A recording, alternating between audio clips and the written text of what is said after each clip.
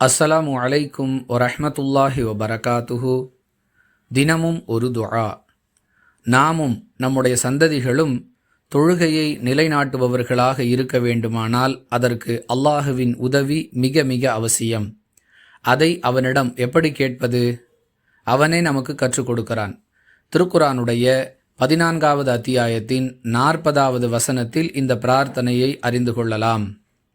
ரப்பி ஜஅல்னி முகீமஸ் ஸலாத்தி வ மின் துர்ரியதி ரப்பனா வ தகப்பல் துஆ.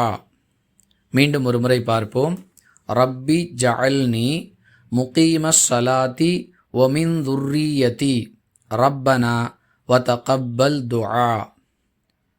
என் இறைவா, என்னையும் என் சந்ததியினரையும் தொழுகையை நிலைநாட்டுவோராக ஆக்குவாயாக. எங்கள் இறைவா, என் பிரார்த்தனையை ஏற்றுக்கொள்வாயாக. இது அதன் பொருளாகும். மீண்டும் ஒரு முறை பார்ப்போம். ரப்பி ஜஅல்னி முகீமஸ் ஸலாத்தி வ மின் துர்ரியதி ரப்பனா வ தகப்பல் துஆ.